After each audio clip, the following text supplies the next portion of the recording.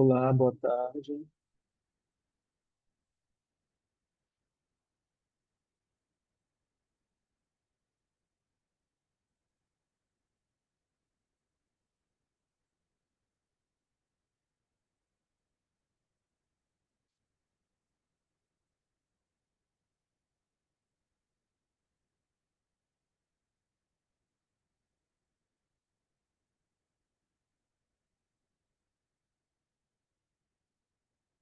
Oi, gente, boa tarde. Vocês conseguem me ouvir?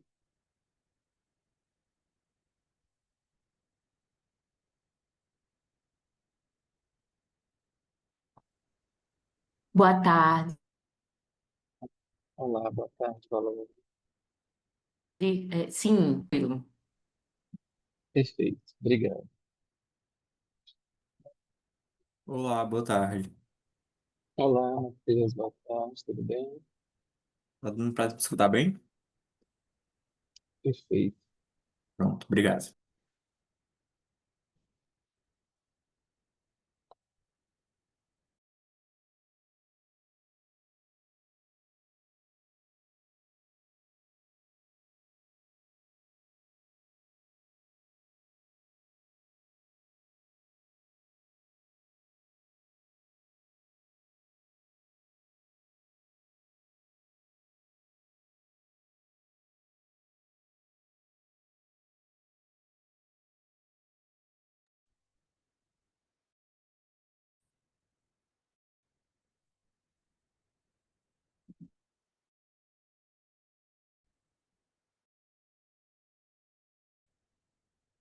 Matheus e Valéria, vocês já vão me informando quais são os trabalhos simulados, por favor?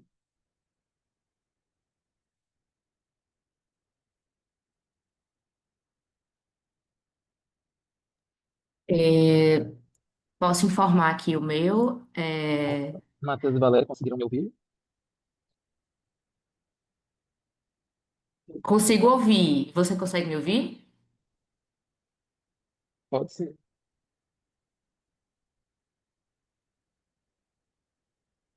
Olá. Agora sim. Tinha cortado para mim. O meu é o Como a conexão está ruim. 2418, entre caprichoso e garantido, a relação entre identidade social e estratégia simbólica das marcas patrocinadoras do Festival Folclórico de Parintins.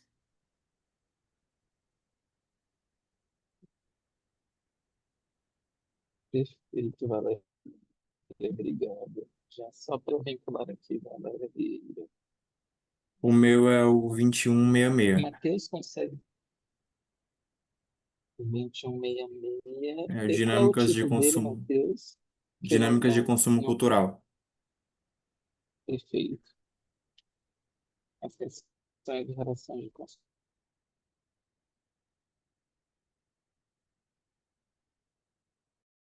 perfeito. Matheus Lopes. Fica faltando o do trabalho ser apresentado por mim. Perfeito, gente. Vamos só aguardar mais um pouco. Estamos em tempo ainda. E já a gente inicia. Só tirar uma dúvida aqui, na minha imagem está aparecendo um pouco travado, é só para mim? A minha imagem está aparecendo travado para você, Matheus? A imagem e o áudio. Também. Aqui também está dando uma Tá. travada, Matheus. Deixa eu, Ah, ten- certo. deixa eu tentar resolver isso aqui, tá, gente? Só um minutinho.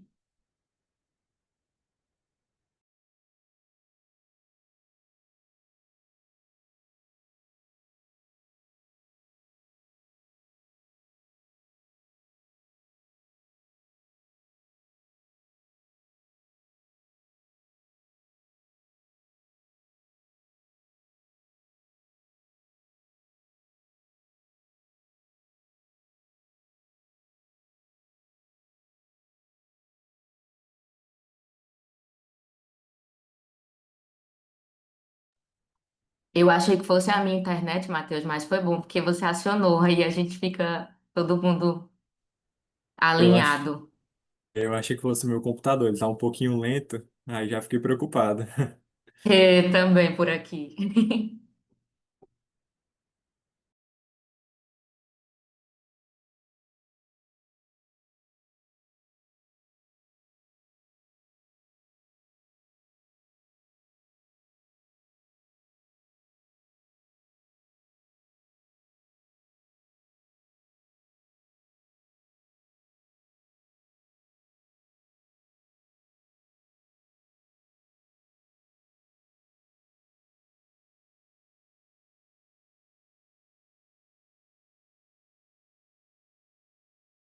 Pessoal, boa tarde.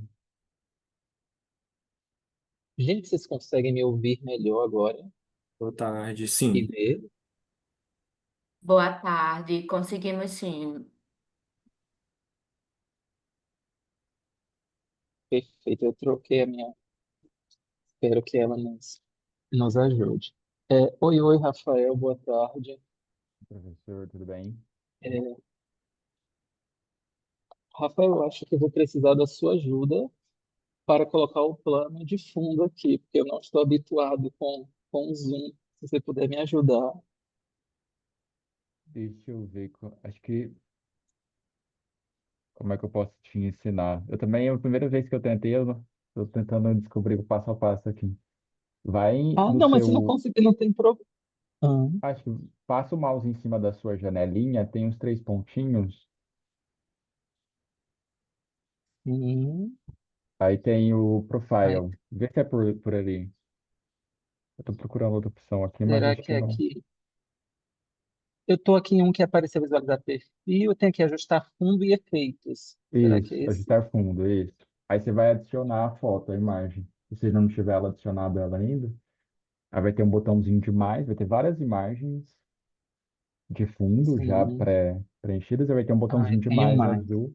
Isso, aí você clica nele e insere a imagem. Perfeito. Nossa,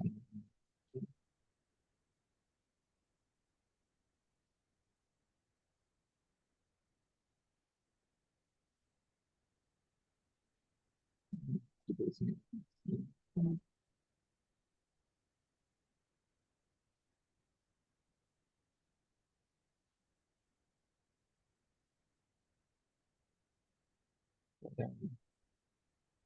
Ele não reconheceu.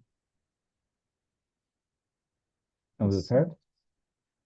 Não, ele não reconheceu o arquivo na pasta. Eu vou tentar baixar novamente o arquivo, bem rapidinho, gente, para ver se o problema foi na forma como eu me apresento aqui. Salvar, guardar imagem como,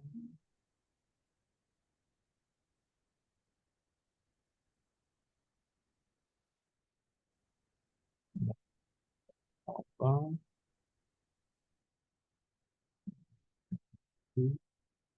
Só um minutinho, tá, gente? A gente já inicia.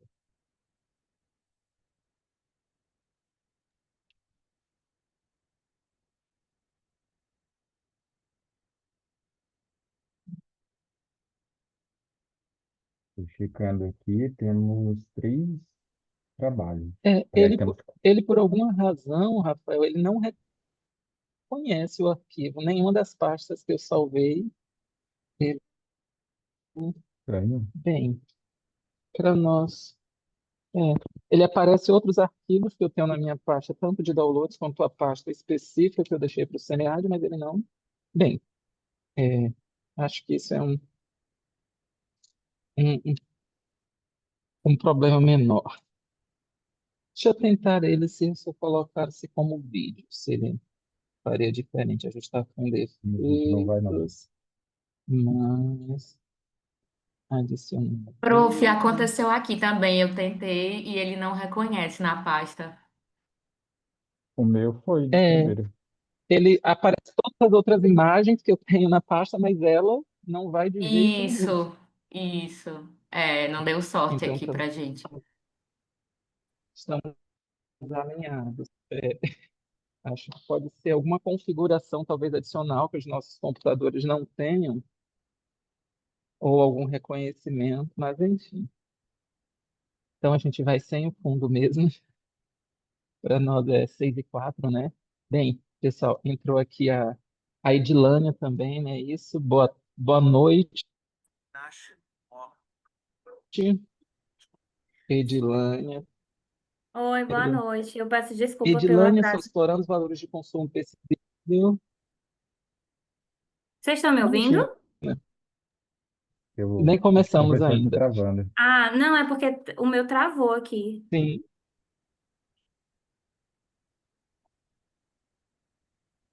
vocês me ouvem, gente? Eu ouço bem. Eu ouço. Mas está travando um pouco, viu? É, A internet está instável.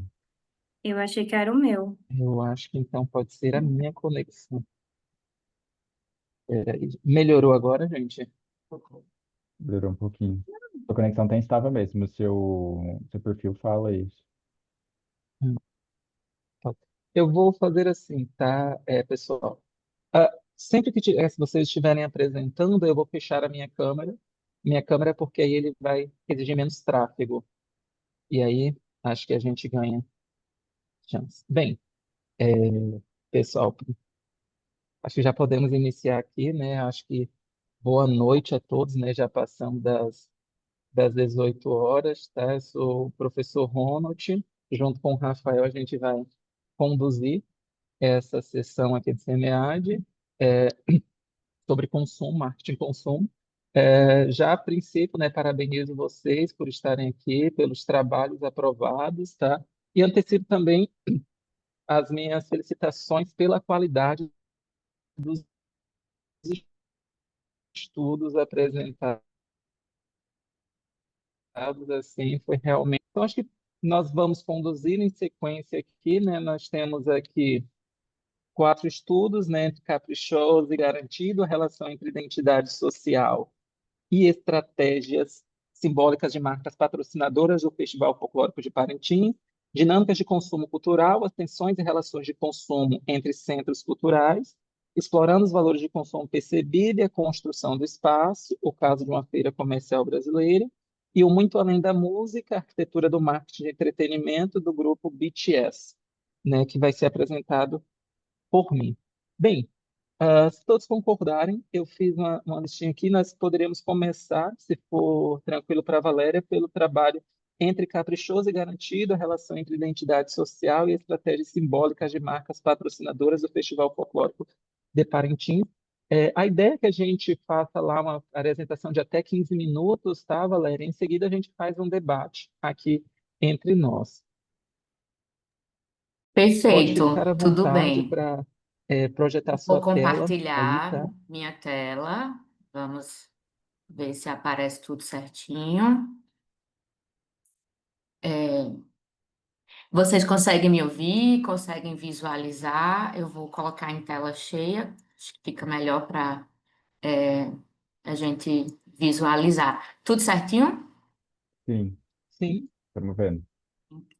Então, boa tarde a todos. É um prazer estar aqui com vocês, discutindo um pouco sobre essa temática, né, de marketing, cultura e consumo. Então, o trabalho que eu vou apresentar hoje, ele é fruto de um trabalho de conclusão de curso, a qual foi desenvolvido sobre a minha orientação na Universidade Federal do Amazonas. Esse trabalho é intitulado Entre Caprichoso e Garantido, a influência da identidade social nas marcas patrocinadoras do Festival Folclórico de Parintins.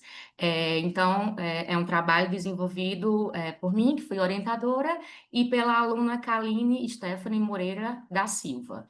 Então, vamos começar com algumas definições aqui conceituais para a gente introduzir esse tema. O que foi identificado dentro dessa literatura? Nós trabalhamos a teoria da identidade social. Então, essa teoria, ela explica a questão do pertencimento dos grupos, né? E explica como as pessoas definem a si mesmas a partir dos grupos aos quais pertencem. E essa identificação, segundo essa teoria, fortalece a autoestima e orienta comportamentos. Então, dentro de vários contextos, esses grupos se formam.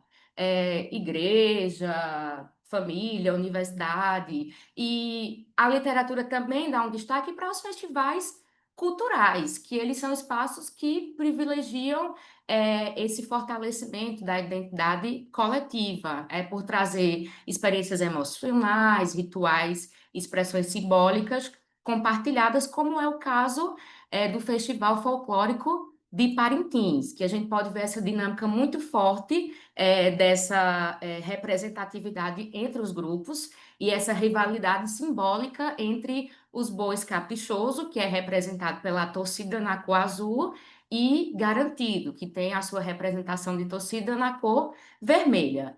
Então, o que se percebe também é que essa construção identitária também influencia a forma como os consumidores se relacionam com as marcas. Lá em Parintins isso é muito forte porque, inclusive, as marcas reconhecem esse papel da identidade social e elas fazem adaptações simbólicas para se conectarem aos consumidores. Então, diante desse contexto, o objetivo desse estudo foi compreender de que maneira as estratégias simbólicas adotadas pelas marcas patrocinadoras do Festival Folclórico de Parintins se articulam com os elementos culturais e as identidades sociais expressas pelos participantes do evento.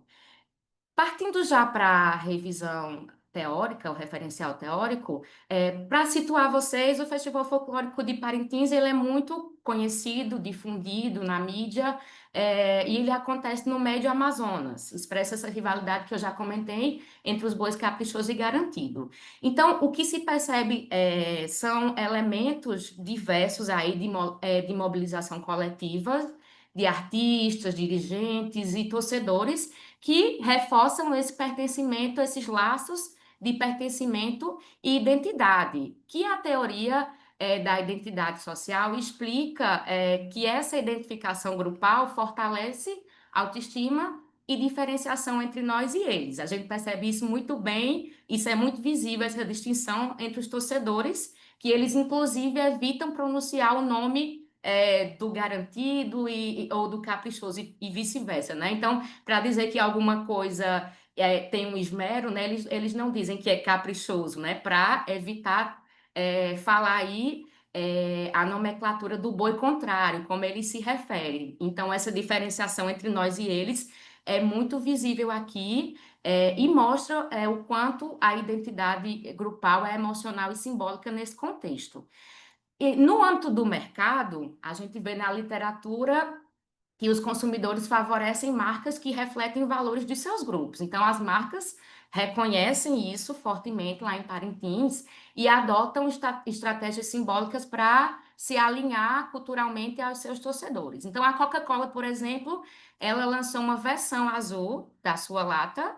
Então, é algo inédito no mundo, você só vai encontrar em Parintins, né? Então, são práticas que refletem o folk market, por exemplo, que vai integrar marcas à cultura popular e reforçar esses vínculos identitários. Então, o nosso trabalho ele traz justamente essa perspectiva da identidade social que os torcedores apresentam e como as marcas veem isso e como elas se adaptam a esse contexto para atender esses grupos. Aqui, já partindo para a nossa metodologia, o nosso trabalho tem uma abordagem qualitativa, exploratória. Nós entrevistamos torcedores, participantes do Festival de Parintins, e que tinham um envolvimento ativo, participavam dos eventos continuamente, não só do festival, porque há também, durante o ano, eventos com essas marcas patrocinadoras. Então, nós fizemos entrevistas semi-estruturadas com 10 participantes, seguimos todo o ritual da análise de conteúdo de Bardan, nós também submetemos esses grupos para assinarem, né, o termo de livre consentimento para participar dessas entrevistas e estarem cientes do que se trata a pesquisa.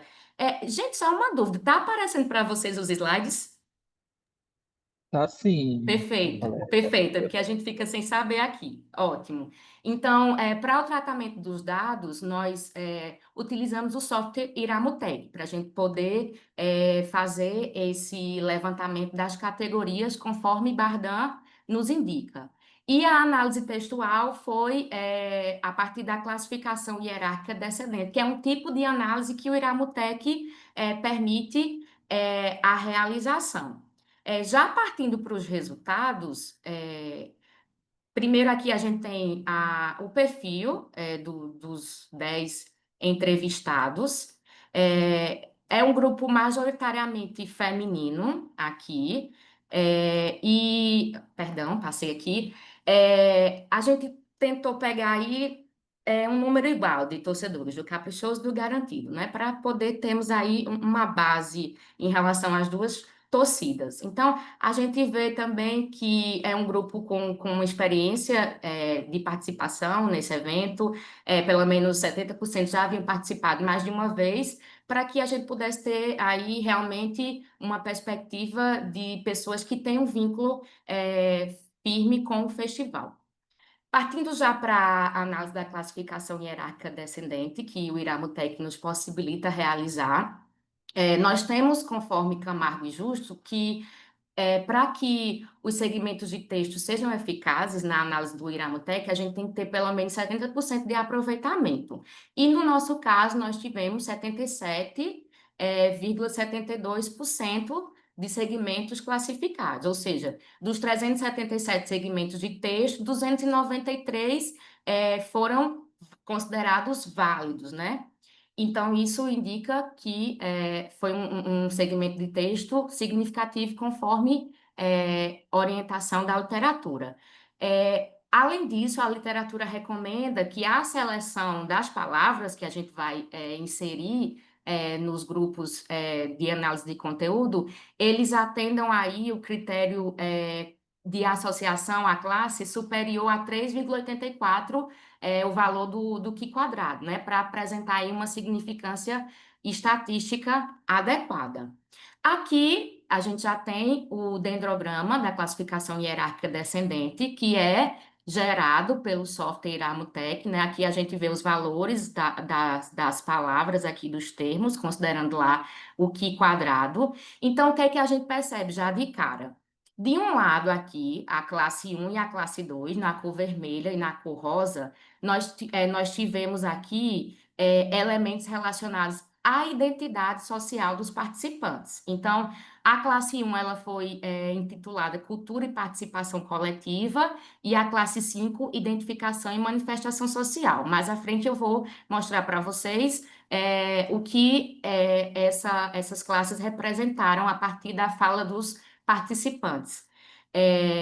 E aqui a gente tem na cor cinza a classe 2, na cor azul a classe 4 e na cor verde a classe 3, que vão demonstrar já aspectos das adaptações que as marcas fazem e como os consumidores veem essas adaptações. Então, para ser aqui sucinto, né, meu tempo já está aqui de 5 minutos, a classe 5 e a classe 1, como eu comentei, elas trazem aí elementos da identidade social, vão mostrar aí como as pessoas estão vinculadas, né, emocionalmente ao festival. Então, na classe 1, por exemplo, a gente vê a formação da identidade cultural, né, a partir de palavras como cultura, manifestação, identidade, que estão lá no dendrograma. Então, tem uma entrevistada, por exemplo, que ela fala isso bem claro, né?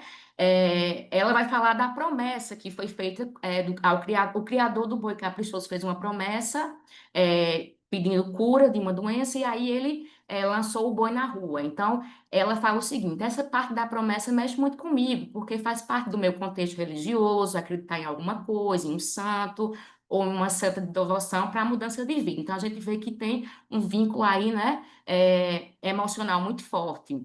Então, aqui a gente já vê a parte de cultura e participação coletiva, né? O que leva esse pessoal a participar. Então, eles dizem que mesmo sendo um boi de pano e espuma, é um amor verdadeiro, é como se pertencesse, né? Se fosse uma coisa só, um pertencesse ao outro. Então, à luz da teoria social, a gente vai ver que é uma identificação que reforça a autoestima, o sentimento do grupo. Então, a gente pode identificar isso muito bem a partir dessas duas classes. Nas classes 3 e 4, a gente vê muito sobre já os processos de adaptações, né, as promoções que as marcas fazem. Na classe 3, que foi intitulada Conveniência de Venda, houve destaque para palavras como comprar, vender, produto. Então, vai mostrar aí o que essas marcas fazem enquanto marcas para promover aí e alcançar a identidade de consumo dos participantes. Então, e aí demonstra o que é que eles acham disso, né? Então, os participantes, eles dizem que acreditam que é uma via de mão dupla, que é positivo, né? Então, eles falam que se uma marca patrocinasse um lado e não patrocinasse outro, eles ficariam chateados, né? Então, a gente vê aí que é uma via de mão dupla, né? A classe 4, promoção e parceria comercial, a gente tem destaque para palavras como patrocinador, marca, promoção, brinde, e vai mostrar justamente muitas das ações que são desenvolvidas no evento. Então, aparece o termo Bradesco, que é um patrocinador que é muito lembrado pela longa parceria do evento, né? Então, a gente vai ver, quem for ler o artigo, né? Que eles falam muito dos brindes, né? Os copos, os batecos do Bradesco, por exemplo, que são, eles batem, né? Durante a apresentação do seu boi. Então, eles falam, por exemplo, eu deixo esse bateco cheio o ano todo para eu lembrar do festival. Não é só pelo Bradesco, mas é porque eu tenho um sentimento que eu utilizei, por exemplo, no festival. E a última classe, a classe 2, intitulada Impacto e Viabilidade, vai ter destaque para termos como impacto, lembrança, e a gente vai ver aqui muito poder simbólico dessas adaptações, né? Inclusive a iniciativa que é uma das mais emblemáticas, a da Coca-Cola. Então, aqui a gente vê que os indivíduos, eles gostam das marcas que se posicionam. Então, como eles dizem aqui, né, o trecho de uma entrevistada, como a gente já provou por A mais B, se você for a Parintins, você não escolhe um boi, né? E você não escolher um boi, você está sendo ali neutro. Então, é como se aquela marca que também não escolhe se posicionar e que agrada as duas torcidas, também não agradasse o público.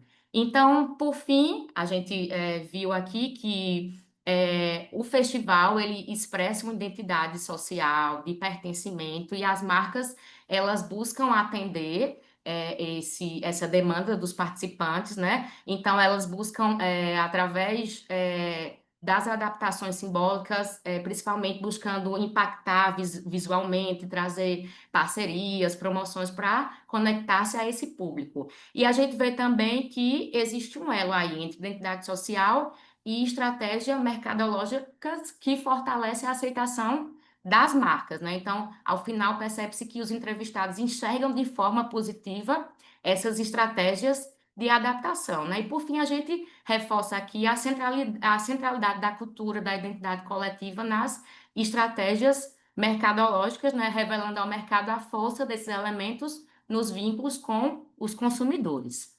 Aqui estão algumas referências e da minha parte é isso. Fico à disposição para comentários e discussões.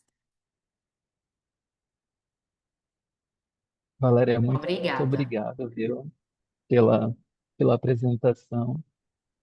Pessoal, antes de conduzirmos as discussões aqui, tá? Se por acaso o meu áudio começar a falhar para vocês, aí vocês me sinalizam que eu fecho a minha câmera e mantenho só o áudio, tá? Primeiro, tá, Valéria, parabéns, assim, pelo trabalho.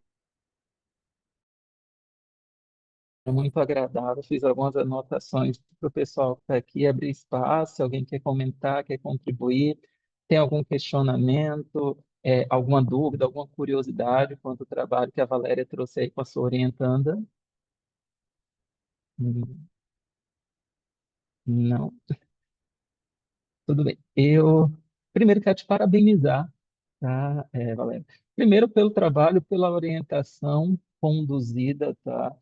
É, assim, foi engraçado, né, que quando você começou a falar do trabalho, né, eu tinha botado aqui como é interessante que esse trabalho ele literalmente me transportou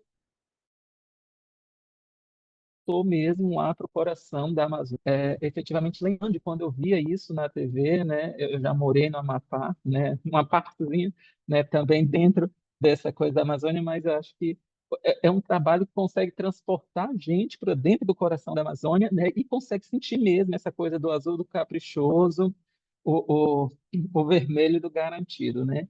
Mas eu acho que o seu trabalho ele também traz isso para a gente, né, de falar como o campo da festa, né, para a ótica de consumo, reflete também um sentimento de pertencimento. Ele deixa isso muito claro sobre uma ótica de consumo, né? Eu acho que o estudo ele vai revelando como essas marcas e consumidores eles se encontram ali no Festival de Parintins e faz essa junção do consumo com identidade social. E eu gostaria de destacar alguns pontos muito positivos, né, que eu detectei no estudo. Então,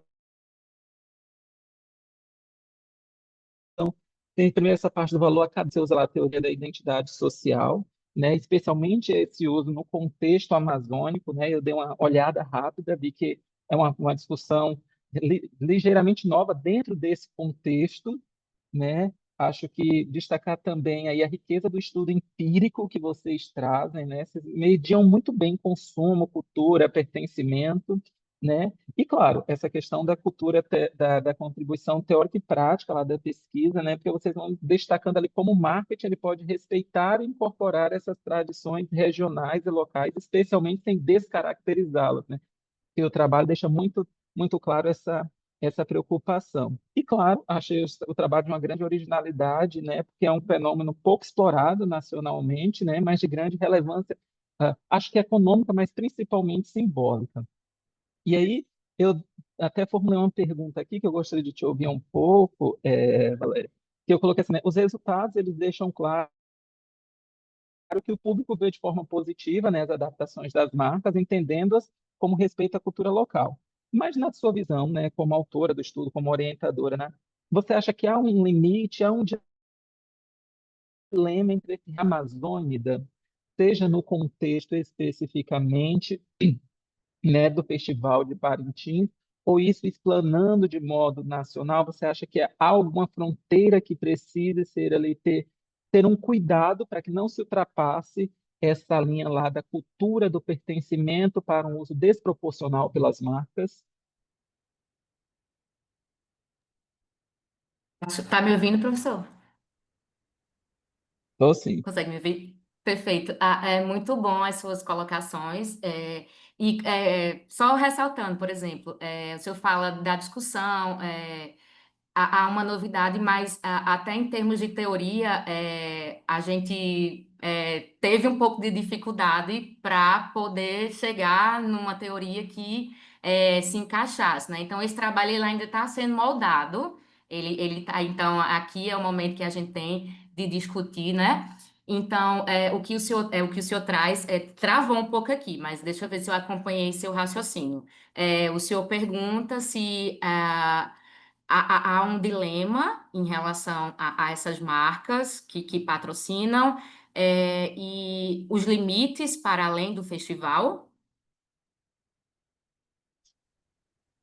Isso. Você É isso mesmo, consegue me ouvir prof? bem, Valéria? Agora eu estou Oi. conseguindo, é porque deu uma Isso. cortada grande. Foi, desculpa. Eu vou manter a minha câmera fechada, tá? E aí eu consigo. Eu perguntava, né, Valéria, se vocês entendem se há um limite, né, entre esse reconhecimento cultural, né, no âmbito do festival, da cultura amazônica, e do uso comercial dessa identidade amazônica. Se há um limite para que as empresas não ultrapassem isso, especificamente ali tendo um cuidado com essa noção de pertencimento, de cultura, de algo que efetivamente caracteriza aquela área, né? Como se isso apareceu no trabalho, assim como vocês sentem esse limitezinho, assim que eu senti que é uma linha bem tênue, assim, bem tênue mesmo. Eu gostaria de compreender um pouquinho e de ouvir a sua opinião. Sim, professor, a gente está trazendo justamente essa análise para entender de fato a raiz, né, da coisa, a identidade, o pertencimento, mas a gente não tem assim como afirmar se de fato essas marcas olham por esse âmbito. A gente também está trazendo essa discussão e que até para trabalhos futuros, né, a gente pode fazer uma discussão mais ampla, inclusive, né? Porque quando a gente conversa com os participantes da pesquisa, né, eles falam o seguinte: olha, eu entendo que está muito por questões de mercado, de venda, né? Porque a empresa sabe que se ela não trabalhar as adaptações e não se posicionar em relação à cultura, ela não entra. Então, a gente tem visto, principalmente na fala dos sujeitos, muito ainda essa questão muito voltada para o mercado mesmo, e talvez essa discussão mesmo mais ampla acerca do pertencimento e da identidade social não seja o X da questão. Não? Perfeito, perfeito, Valéria. Agradeço pela sua resposta, né? E eu trouxe esse questionamento que eu fui lendo o trabalho e achei muito interessante, né? E aí eu fui sendo tomado, né, por essa formiguinha falando, e será que em algum momento há esse choque, né? E como será que as pessoas, né, que estão dentro desse ambiente sentem isso, né? Está provento da discussão, né, para um trabalho que já está muito bem Sim. colocado, viu? Galera, muitíssimo obrigado, tá? Parabéns Obrigada, para você, professor. parabéns para sua orientanda. Acho que é um trabalho muito promissor, efetivamente muito promissor em todas as formas. Obrigadão, viu? Obrigada, obrigada, pessoal. Foi um prazer. Uhum. Bem, pessoal, dando continuidade aqui agora, tá, às nossas apresentações. Vou manter minha câmera fechada, tá, para ver se facilita o meu tráfego, tá? A gente pode prosseguir agora com o trabalho Dinâmicas de Consumo Cultural, as tensões e relações de consumo entre centros culturais, que é o Matheus. Olá, boa noite a todos. Só um momento, eu vou compartilhar minha tela. Tudo bem.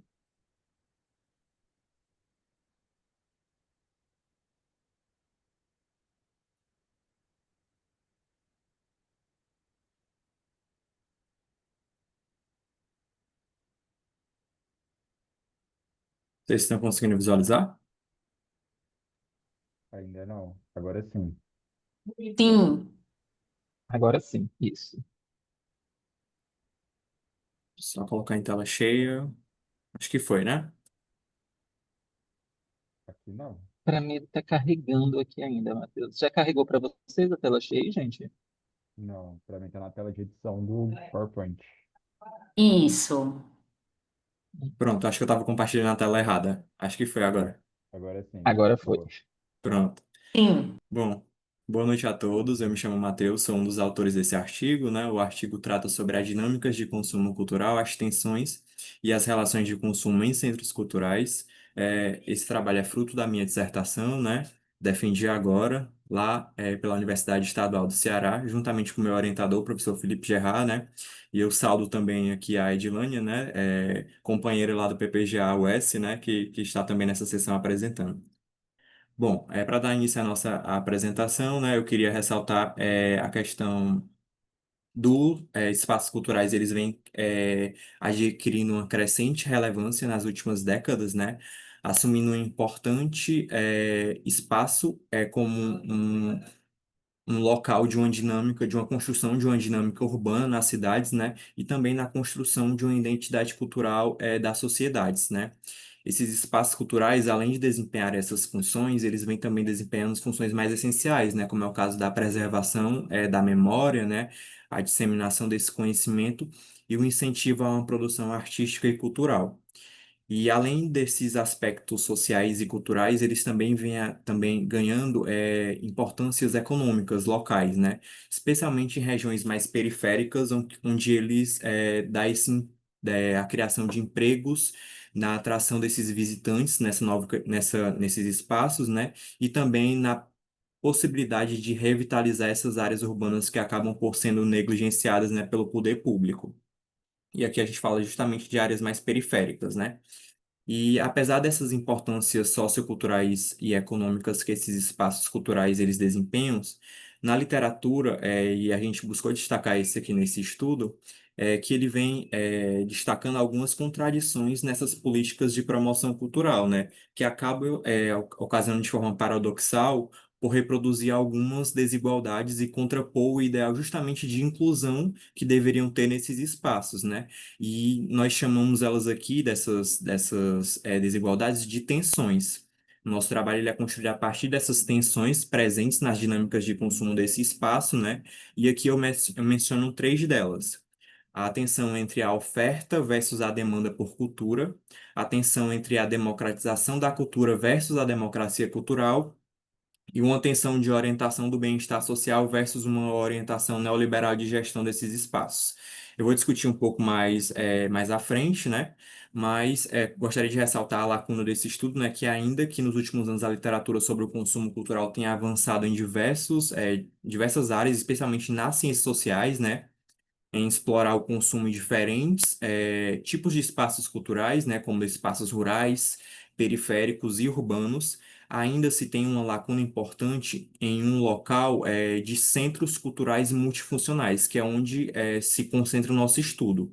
E o que seriam esses centros culturais multifuncionais, né? São espaços onde eles representam não só uma promoção cultural, mas é uma expressão social, uma construção da sociedade e de laços comunitários. Então, é aqui que o nosso trabalho, né, vai se situar. Bom, diante disso, esse trabalho ele teve como objetivo, né, buscar analisar dois centros culturais com perfis distintos em Fortaleza, Ceará, a fim de compreender os fatores que promovem a dinâmica de interrelações dos consumidores com esses centros culturais, além de identificar essas tensões que são percebidas nesses processos de consumo cultural. Quanto à fundamentação teórica, nós trouxemos as principais teorias de determinantes de consumo cultural que nós observamos na literatura, né? Nós buscamos discutir uma das principais, que é a teoria de Bourdieu, onde ele fala sobre as estruturas socioeconômicas e as formas que essas estruturas acabam por incentivar, né, influenciar o consumo.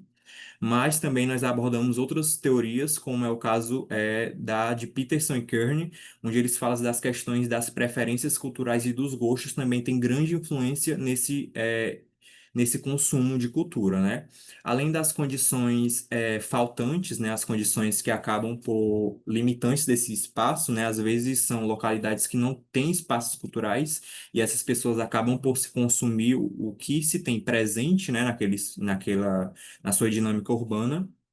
E também a questão da dimensão espacial e como a construção de espaços culturais acabam por influenciar, né, o pertencimento, a proximidade com essas pessoas ao seu próprio consumo, né? Com isso, partindo para as tensões, onde eu vou debater um pouquinho mais, né, a questão da tensão do desvios, né, entre a oferta e o padrão de consumo da arte e cultura da sociedade, é o entendimento. O que é que os consumidores desejam consumir e o que é que os centros culturais estão ofertando para esses consumidores.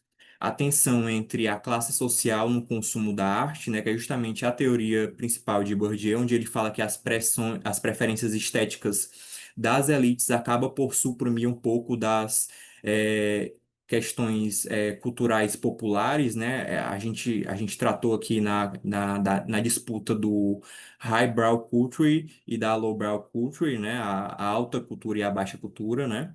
E a tensão ideológica na gestão cultural, que se expressa justamente nessa disputa entre os modelos de gestão de bem-estar e as abordagens de cunho mais neoliberal que acabam por ocasionar uma implicação direta na forma de financiamento desses espaços, na construção dessas programações e na própria relação com o público. A partir disso, a nossa pesquisa ela se concentrou, né, através de uma abordagem qualitativa, caracterizada por um elemento exploratório e por uma perspectiva mais crítica do marketing, né, onde nós analisamos dois espaços culturais, dois centros culturais, né, no nosso estudo, que é o Complexo Cultural da Estação das Artes e a rede de centros urbanos de cultura, arte, ciência e esporte, os CUCAs, né, como é conhecidos aqui em Fortaleza. Bom, a coleta de dados ela foi realizada de três maneiras, através de levantamentos efetuados em diferentes fontes e arquivos, sites, e redes sociais. Também através da observação de participantes com registros em diários de campus, né? E de entrevistas semi-estruturadas em profundidade com cerca de 17 consumidores culturais desses espaços, certo? Para a análise dessas entrevistas dos diários, foi utilizada a técnica de análise de discurso. Bom, e aqui eu trago elementos que eu não trouxe no meu artigo, né? Imagens, que eu acho que é importante situar onde é que nós observamos, né? Onde é que nós estávamos nesse estudo, né? E aqui eu trago o complexo cultural da Estação das Artes, o nosso primeiro elemento a ser estudado, né? E aqui eu trago já uma análise sobre os tipos de cultura que são desenvolvidos nesses espaços culturais, né? O complexo da Estação das Artes ele é dividido em diversos equipamentos culturais numa mesma praça, né? Na foto 1, na figura 1, a gente pode ver um ambiente da Pinacoteca, que é onde se concentra mais um ambiente da alta cultura, onde nós temos exposições, né, e uma infraestrutura, assim, enorme, né? É um espaço recém-inaugurado, tem menos de 3 anos, é gerido pelo governo do estado, né? E a segunda equipamento é o equipamento da Estação das Artes, que é o equipamento mais festivo dessa área, né? Que trabalha mais as questões da cultura popular, né? Da baixa cultura, como é conhecida. Bom, nós analisamos a partir de três dimensões esses espaços culturais, né, que acabam por influenciar a forma que os consumidores acabam por consumir esses espaços. Nós caracterizamos em três delas principais: a utilitária, que seria mais a refletir a forma objetiva que esses consumidores percebem esses espaços, como é o caso do acesso à informação que eles se têm, a gratuidade desses espaços, a percepção de segurança que eles têm, né? Mas também nós observamos a dimensão hedônica, que é a forma de prazer e entretenimento que esses visitantes têm nesses espaços, quanto à programação, atrações e festas, e a dimensão simbólica, que a gente observou que a utilitária e a hedônica elas não davam suficiência para explicar na sua totalidade essa relação dos consumidores com o espaço. Então, tem-se essa questão mais simbólica de entendida, que como é que o consumidor ele se aproxima ou se distancia desse equipamento. É a percepção que esses consumidores têm desse próprio espaço, né? E aqui a gente já traz que a percepção que o consumidor tem desses espaços é mais como um espaço de passagem, é mais como um espaço integrado a um roteiro cultural, né? E não por si só como um destino de permanência. Embora ele promova experiências pontuais, né, e um acolhimento a um público específico que a gente discutiu no nosso artigo, essas vivências acabam por não se configurar como uma apropriação contínua desse espaço. E aí eu já trago um spoiler, né, diferentemente do espaço que a gente vai discutir agora, né, que são os cucas. Nesses espaços dos cucas, que são divididos em 5 periferias aqui em Fortaleza, tem-se uma construção mais própria desses consumidores. Esses próprios consumidores aqui são os responsáveis por desenvolver as atividades culturais nesses espaços. Eles são os demandantes e eles são os próprios ofertantes. Então, é um espaço que, como vocês podem observar, não tem a mesma infraestrutura que o espaço anterior, mas é um espaço que, enquanto eu estava presente, eu percebi que ele é utilizado em sua totalidade pela comunidade, né? Então, assim, já se tem uma grande quebra de expectativa que, mesmo que não seja o que está recebendo mais investimento, é o que a comunidade mais tem se utilizado. E aqui eu trago alguns perfis discursivos que eu observei por esses consumidores, né, para explicar essa relação que eles têm com o espaço. Nós identificamos 4 deles, desde dos desencantados, aqueles que já possuíram um forte vínculo, né, mas com o tempo acabaram sendo desgastados, né, pela interferência da gestão nesse espaço, até os guardiões mais afetivos desse espaço, onde eles enxergam esse espaço como um lugar de acolhimento, de pertencimento, em que não importa só o que ele está reproduzindo, mas sim os laços de comunidade que eles construíram nesses espaços, né? E é muito significativo nas falas deles quando eles dizem que aquilo ali é uma casa para eles, é uma família, e são locais em que eles se sentem seguros e que eles trazem toda a família, né, consequentemente. E a partir disso, a gente observa uma apropriação maior desses usuários, né? E essa apropriação pode ser influenciada ou desinfluenciada pela própria gestão e a forma que a gestão acaba por interferir na forma que o consumidor tem com esse espaço. Apesar de que ele reconhece como um ambiente acolhedor e participativo, por outro lado, algumas práticas burocráticas de não e desalinhadas com a gestão acabam por comprometer a vivência, né, dessas pessoas nesse espaço coletivo. A partir disso, dessas discussões, nós trazemos, né, os nossos entendimentos que há dois tipos de espaços que observamos, né, um espaço onde tem uma forma mais contemplativa de relação com esse espaço cultural, né, que é o primeiro que nós discutimos, e o segundo, um aspecto mais transformativo, que seria o KUCA, né, onde é marcado por essa apropriação ativa cultural, onde esses usuários atuam como coprodutores culturais e agentes próprios de transformação, que é onde justamente advém o nome deste trabalho, né? São locais transformativos para essas pessoas de mudança de vida. E a partir disso, é, a gente discutiu algumas tensões próprias que foram observadas nesses espaços. Na Estação das Artes, parte desse público deseja atrações de maior projeção, o que nem sempre é atendido, né? Eles trabalham isso de forma de uma curadoria que busca equilibrar uma expectativa com a cota de artistas locais, enquanto no Cuca essa tensão é um pouco resolvida já porque eles próprios são os organizadores dessas ofertas, né? Então, reduz já essa distância dessa tensão da literatura que é observada. Quanto à tensão de democratização, na Estação das Artes leva uma cultura mais erudita ao público, enquanto o Cuca trabalha com essa questão da cultura do cotidiano, né? Com isso, eu trago algumas considerações que há formas diferentes, né, que esses espaços se dá com os consumidores. Nós podemos observar das maneiras das dimensões utilitárias, seja pela forma da gratuidade, da hedônica pela programação que são adotadas e as simbólicas pelo pertencimento ou afastamento desses consumidores nesses espaços.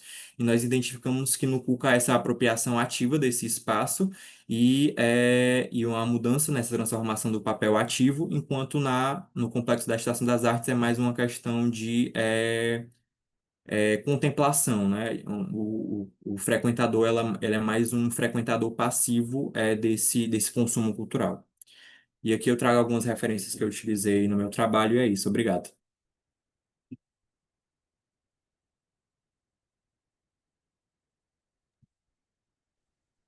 Perfeito, Matheus, muito obrigado aí pela apresentação, tá? E pela qualidade do estudo que você traz para a gente, né? Assim como o estudo da Valéria, achei muito bacana seu estudo.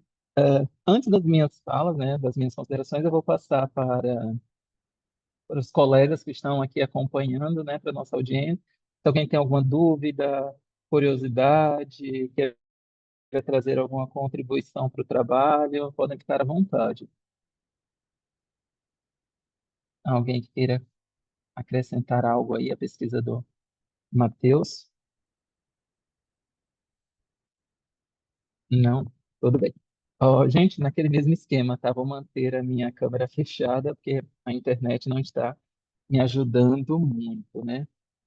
Matheus, parabéns pelo trabalho, parabéns também, né? Você falou que a sua defesa foi há pouco tempo, então parabéns por mais essa etapa vencida, né? Assim, tenho certeza que foi um trabalho defendido com muito mérito e tranquilidade. Bem, Matheus, lendo seu trabalho, né, eu acho que ele provoca algumas inquietações sobre essa ótica do consumo cultural efetivamente, mas eu acho que, de, de uma forma geral, o seu trabalho ele lembra para a gente, né, que esse consumo sobre essa ótica cultural, eu acho que ele é menos sobre frequentar espaços e mais sobre como habitar esses espaços, de forma simbólica, de forma afetiva e até mesmo de forma política, né? E quando você traz as diferenças dos dois espaços, eu acho que isso vai ficando bem claro para a gente, né? Eu acho que essa escolha desses dois espaços, esses dois perfis, assim, foi muito feliz no trabalho para trazer para a gente essas tensões. Acho que o texto ele traz toda uma riqueza teórica, né? Assim, né? Você articula uma série de autores, né? De pensadores que não estão tão fáceis, né, da gente trazer essa articulação, e você traz isso de forma muito objetiva, né, fazendo articulação com outros autores contemporâneos, né, eu acho que até mesmo com a interpretação bem crítica, né, do consumo cultural sob essa ótica urbana, né. Acho que tem essa coisa da relevância empírica também ao seu trabalho, né? Você traz aí esses dois espaços, né? A Estação das Artes e os PUCAs, né? E eu acho que traz um pouquinho já das tensões sob a ótica do consumo cultural entre essa elitização e inclusão. E, claro, né, eu acho que o seu trabalho ele também conversa muito bem, né, com a nossa seção de cultura e consumo, porque você mostra lá claramente que consumir cultura é também produzir identidades, é pertencer e até mesmo disputar alguns sentidos simbólicos, né? E, claro, achei que, assim como o estudo da Valéria, né, você traz uma metodologia muito robusta, né, tá tudo muito claro, né, e até mesmo com uma leitura sensível, né, daquelas experiências culturais que você coloca lá. E aí, né, assim como da Valéria, eu fiz a leitura e fiquei me sentindo com algumas provocações, né? Eu até coloquei uma pergunta aqui para você, né? Eu acho que o estudo ele mostra, né, que tanto a Estação das Artes quanto o CUC, eles enfrentam essas tensões entre democratização e elitização cultural, e aí, se estiver equivocado, você me corrija. E aí eu queria perguntar agora, na opinião, né, na opinião do Matheus, né, como pessoa que conhece mais a fundo esse trabalho, se de alguma forma, né, políticas culturais locais apareceu no seu trabalho, pode ser lá pensando também sobre essa ótica da sua dissertação, justamente nessa busca de tentar equilibrar essa inclusão efetiva no consumo cultural, né, com a sustentabilidade, aqui eu falo da sustentabilidade financeira, econômica, né, de funcionamento desses espaços e a sua atratividade. Porque tive a impressão que para um dos espaços isso era mais fácil de ser mantido, mas para o outro, talvez, até mesmo por conta do perfil e até mesmo por conta dessa tensão ali entre elitização e inclusão, talvez fosse um pouco mais complexo.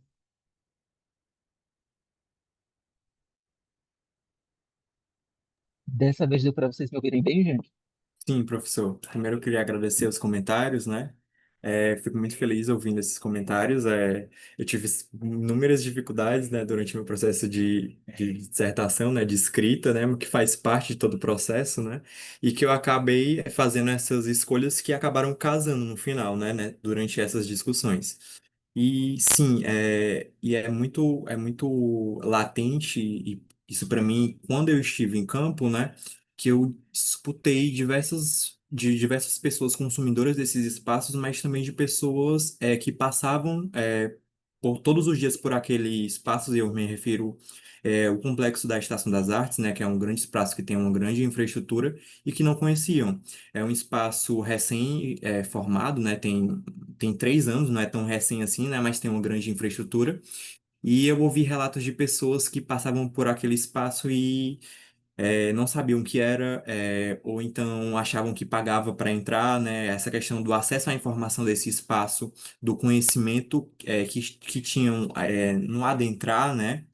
Enquanto o Cuca, que eram espaços na periferia, né? Diferente do complexo da Estação das Artes, que é no centro da cidade, que não tinha toda essa infraestrutura, né? Diversas entrevistas eu me fui relatado, né, pelos entrevistados, a dificuldade que eles tiveram durante todos esses anos nesses espaços, né, que são espaços já que estão há cerca de muito tempo já na cidade, né? E que eles não tinham essa mesma infraestrutura, mas que eles, nas minhas análises, eu percebi que eles acabam por se utilizar cada vez mais desses espaços do que o da Estação das Artes, né? O Cuca eram mais reconhecidos, e estudados e apropriados por esses consumidores do que a Estação das Artes, que tinha toda aquela infraestrutura, toda aquela movimentação, aquelas políticas culturais de incentivo à cultura. Claro, a gente tem essa importância, né, de buscar incentivar a cultura local, né, a cultura erudita também, é uma forma de construção de identidade, né, de herança dos povos, né, de construção da identidade, mas que a cultura do cotidiano também é importante, porque através desses centros culturais na periferia é que essas pessoas acabavam transformando as suas vidas. Eu recebi diversos relatos de pessoas nesses espaços culturais que ganharam uma nova perspectiva de vida com a participação desses espaços através da arte e da cultura. Então, acabavam, por uma forma, de política cultural, transformativa, né, a essas vivências dessas pessoas. E ainda que haja, no momento, esse incentivo cultural, dessa política mais para esse espaço, mais novo, né, é, o Cuca ainda é um espaço que acaba ser de resistência, é um espaço político de resistência dessas pessoas. É quase como se fosse um símbolo de resistência, eles não terem todo esse investimento, mas eles fazem, por serem ouvidos, por se utilizarem daquele espaço, né? Então, tem-se essa discussão, essa questão da política cultural de incentivo, né, e de investimento, e que acabam, por ter essa disputa, né, de um espaço por outro, e que são espaços, que mesmo que eles incentivem de forma diferente o consumo cultural, eles são espaços que apresentam na comunidade, importâncias diferentes, né? Então, eu acho que eu trago mais essa reflexão que eu venho observando durante todo o meu trabalho. Não sei se eu acabei respondendo a sua pergunta, né? Mas é uma coisa também que me inquietou muito durante as minhas discussões, é como é que esse espaço tão grande assim, né? Um grande investimento não está sendo tão utilizado. Será que isso é um problema de informação que não está chegando? Ou será que isso eles não observaram que talvez as pessoas não queriam exatamente isso, né? É justamente entra nessa tensão da demanda de cultura. O que é que as pessoas estão demandando? Essa cultura do cotidiano, essa cultura mais erudita, né? Então tem essa disputa que a gente até observou na literatura. Perfeito, Matheus. Acho que me respondeu e me respondeu assim muito bem, né? Acho que é um trabalho de uma dupla contribuição efetiva, sabe, Matheus? Tem essa abordagem, né, que a gente está tratando aqui de cultura e consumo, né, sobre essa ótica de gestão, mas tem essa discussão, como você bem colocou, né, de uma política cultural transformativa, de uma abordagem política de resistência, e, né, e do posicionamento que essas duas abordagens têm no âmbito da cidade em que eles estão e até mesmo da discussão do marketing de consumo, né, e as vertentes que ele vai tocando ali em outras áreas. Então, acho que assim, um trabalho, né, assim como o primeiro trabalho da Valéria, né, muito bom. Parabéns mesmo assim pelo estudo.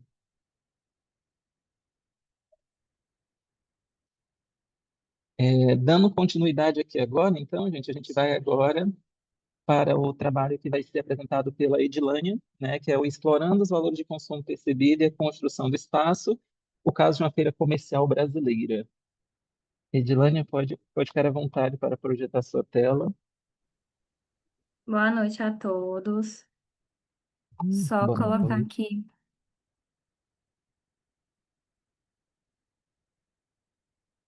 Pronto. Deu certo? Estão visualizando? Sim. Sim. Tá. O meu trabalho, tá, fala sobre valores de consumo e construção de espaço em uma feira comercial brasileira. Esse trabalho ele foi desenvolvido por mim, pelo Tiago Mateus e pelo nosso orientador, né, Felipe Gerard. Compartilho do mesmo orientador que o Mateus, né, que está presente aqui na sessão também. E esse trabalho, ele foi oriundo de uma disciplina, né? E veio como uma pergunta norteadora para a gente, o que é uma feira? Né? A maioria da gente pensa que é para comprar coisas, por questão de bom preço, ter o necessário. Mas e se o mercado ele for muito mais do que isso? Ai, não tá pronto. O nosso campo, né, o nosso objeto de estudo são as feiras livres, né, que é um mercado emergente em geral, que difere significativamente dos mercados estabelecidos, sendo caracterizado por uma alta heterogeneidade, concorrência sem marca, grande influência geopolítica e uma escassez crônica de recursos e infraestrutura. Né? As feiras, elas precisam ser repensadas devido às diferenças entre esses ambientes locais de consumo moderno tradicionais, por ele ser espaço heterogêneo, onde se mistura cheiros, cores, produtos, pessoas e culturas, além de locais de comércio, eles são espaços de interação, de encontro e de prazer.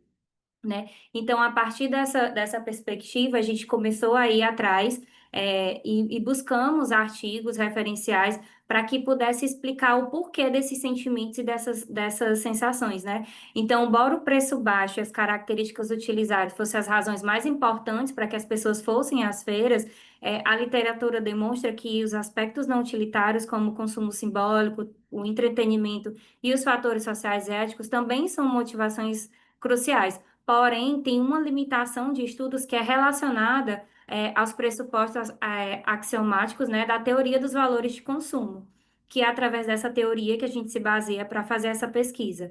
Então, a questão da nossa pesquisa é como o comportamento do consumidor e os valores de consumo percebidos influenciam a construção e a cocriação do espaço de uma feira livre brasileira através das práticas sociais diárias dos seus autores. Então, o objetivo geral da nossa pesquisa foi investigar o comportamento do consumidor e a construção de um espaço de feira livre pelos seus autores, né? Especificamente, a gente buscou explorar os valores percebidos desses consumidores através da teoria dos valores de consumo, e a gente quis analisar como esses visitantes interagem para transformar e se apropriar desse espaço, né? O nosso referencial, ele foi dividido em 3 sessões, onde a primeira a gente fala sobre esses valores de consumo percebido, onde a gente se aprofunda na teoria, né? Onde a definição é o construto multidimensional, derivado da avaliação de benefícios de uma escolha de produto ou atividade, indo além da utilidade ou da performance, né? E a gente trouxe as proposições axiomáticas, né? Que são os múltiplos valores que guiam as compras. Cada valor, ele tem um papel diferente nessa situação, e para o autor, né, esses valores, eles são independentes, né? Embora a independência, a gente questionou isso nos achados. Então, de acordo com a teoria dos valores de consumo, né, que foi desenvolvida por Chet, Neumann e Gross em 1991, os valores de consumo percebidos são a funcionalidade de valor, né, o valor condicional, o valor social, o valor emocional e o valor epistêmico, né? O valor funcional, ele está relacionado ao desempenho físico e à capacidade de satisfazer uma necessidade, como a questão do preço baixo, da qualidade do produto, né? O social, ele vem através do prestígio que é adquirido e exibido em associações a esses grupos sociais. É como se eu quisesse construir, né, uma identidade cultural étnica, por exemplo. O emocional, ele vem através dos sentimentos e dos estados afetivos despertados, como a alegria, o prazer, a questão de eu ir na feira e sentir aquele cheiro de pastel que me remete à infância, né? Vem a questão do epistêmico, que é aquele desejo pelo conhecimento derivado, né, de novas experiências ou uma curiosidade por algum produto ou alguma coisa cultural que eu não conheço, que eu desconheço. E vem a questão condicional, que são os benefícios derivados de uma circunstância contextual espacial. Na nossa segunda sessão, a gente fala sobre as feiras livres e os valores de consumos, né? Que, embora elas sejam ligadas historicamente à satisfação da necessidade básica e de ter um preço baixo, as feiras elas evocam também valores simbólicos, emocionais e socioculturais. O ambiente da feira ele possui uma dimensão festiva e é menos padronizado, oferecendo uma experiência imersiva e prazerosa para o consumidor. Então, o contexto polissêmico e a disposição sempre mutável de produtos e pessoas conduzem o consumidor a uma experiência multidimensional. Esse quadro que eu trouxe, ele é um quadro, né, das razões para escolher a feira, que é um quadro comparativo, das motivações para que a pessoa frequenta a feira, né? Foram extraídos através de revisões da literatura que a gente fez, e isso é a percepção de cada autor. A nossa terceira sessão fala da construção de lugares por práticas diárias, né? A questão do espaço versus o lugar. O espaço, eles não são estáticos, né? Na questão da feira, eles são continuamente construídos e reconstruídos pelas práticas diárias dos seus autores. Os lugares são arranjos espaciais estabelecidos, enquanto os espaços são disposições vivas, criadas pela interação cognitiva e sensitiva dos indivíduos. Tem a questão das práticas de apropriação, né, que são as ações incorporadas socialmente compartilhadas que materializam formas de fazer e organizam o tempo e o espaço. E tem a questão da resistência, que é a apropriação no lugar da feira, que é uma tática de resistência contra as formas massificadas de consumo, né? Os consumidores exercem uma agência ao barganhar e desenvolver relações com vendedores, ao ponto de ser padrões formais do mercado tradicional. Então, a nossa metodologia, a gente teve uma abordagem qualitativa, né? A nossa pesquisa teve o contexto que foi na Feira dos Pássaros, e a nossa técnica de coleta foi uma triangulação, onde a gente fez uma observação participante de fevereiro de 2013 até janeiro de 2015, certo? Onde a gente teve mais de 60 visitas, 180 horas de observação participante, o que nos gerou 50 páginas de notas de campo.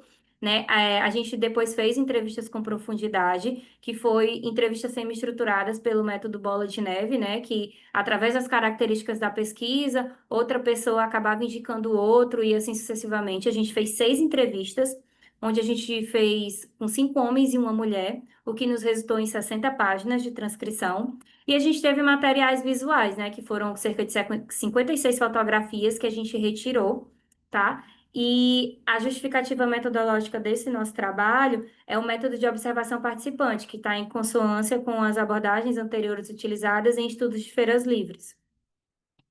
Aqui foi o roteiro da entrevista que a gente utilizou, né? Onde as perguntas geralmente eram por motivações, importâncias, perfil do visitante, os atributos e os sentimentos. Esses foram os construtos que a gente utilizou para poder fundamentar as perguntas, para poder gerar os nossos resultados, né? E o nosso resultado, né? Aqui é uma das figuras, tá? Uma das fotografias que a gente tirou, que é a questão dos vendedores e os consumidores no ambiente lá da Feira dos Pássaros, né? A Feira dos Pássaros, né, Feira das Aves, é um dos principais mercados tradicionais aqui da cidade, né, da cidade de Fortaleza. É uma feira que ela começou na era colonial, né, e lá hoje em dia vende-se de tudo, comida, ferragens, roupas, eletrônicos, e tem a questão do mercado de aves, né, por isso que vem o nome de Feira das Aves, Feira dos Pássaros, né. Ela foi nomeada pelo comércio, que por algumas vezes é ilegal, né, a questão dos pássaros. Ela tem mais de 2.500 vendedores formais e tem bastantes informais também, e ela acontece todos os domingos, né? Ela é caracterizada pela venda dos produtos variados e o escambo e a barganha lá são muito comuns. De acordo com a teoria, né, que a gente se baseou na teoria dos valores do consumo, a gente foi pegando os trechos das entrevistas e encaixando, né, dentro desses valores epistêmicos que foram feitos através da teoria dos valores do consumo, tá? Na questão do valor social, a gente percebe a questão de produtos falsificados, né, e a amizade de interação. Essa parte foi a que teve, eu posso dizer que foi a parte que a gente observou mais, através tanto das observações como da questão das entrevistas. E aqui eu trouxe um trecho de um entrevistado que ele diz: é sagrado. Nós, no caso era o cunhado dele e ele, sempre paramos lá para fazer churrasco e tomar uma cerveja. Tem a questão dos valores funcionais, né? A gente percebeu a questão do preço baixo, da variedade de produto, do escambo e da barganha, onde um dos nossos entrevistados falou: quando você tem alguma coisa parada em casa, você leva para a feira para negociar. Você tem uma coisa velha e diz: eu troco isso por aquilo. Tem como a gente trocar uma coisa pela outra? A questão do valor emocional, né? A gente percebeu expectativas positivas, questão de relacionamento, tem lazer e diversão também. Um dos entrevistados falou: tem movimento, tem barracas, tem comida, tem de tudo e as pessoas gostam disso. É bem conhecida essa feira comercial, sempre vem turistas, fica lotado. É como a Feira de São Cristóvão, né, a referência do Rio de Janeiro. Estrangeiros vêm visitar e fazer compras na feira. Na questão do valor epistêmico, tem a questão da curiosidade, né, e a busca, o aprendizado, o jogo da feira. Um dos entrevistados falou: eu queria comprar um aquário, mas não sabia nada sobre como criar peixes ou aquários. Depois de algumas semanas conversando com vendedores e outros consumidores, consegui comprar um em um preço razoável, um pouco de peixe para o meu neto. Tem a questão do valor condicional, que são os produtos específicos, e a questão de ser dia de domingo, né, que acaba sendo tradicional para eles. Aí um entrevistador falou: vou todo domingo ajudar meu vizinho a montar a barraca. E depois tomamos uma cerveja lá mesmo. Então, os nossos resultados, eles batem de acordo com a literatura, né? De acordo com a teoria dos valores de consumo. Aqui é um quadro que a gente trouxe sobre os aspectos de produtos, né? Da questão da justificativa da feira, onde a gente pega os valores sociais, os produtos e o contexto, os principais achados, né, da nossa pesquisa. A pesquisa demonstrou que os frequentadores da feira, eles não buscam apenas produtos baratos, né, de forma utilitária, mas também como função social, entretenimento e um ambiente lúdico. Os consumidores são agentes ativos que moldam e se apropriam do espaço através de práticas sociais como barganha e escambo, o que constitui uma forma de resistência contra o consumo massificado. A inter-relação dos valores percebidos, que é a questão funcional, emocional, condicional e epistêmico, é fundamental para construir a experiência única da feira, o que torna um simulacro da vida, né? A gente percebeu que os frequentadores da feira, eles não estão apenas adquirindo produtos, eles estão lá de fato praticando aquele espaço, né? Eles modam, dão novos significados, e eles transformam aquele lugar em algo que é deles. Então, a nossa pesquisa, ela mostrou que os valores, eles não são independentes como a teoria fala, né? O funcional, ele pode levar ao emocional, o epistêmico a conexões que são sociais.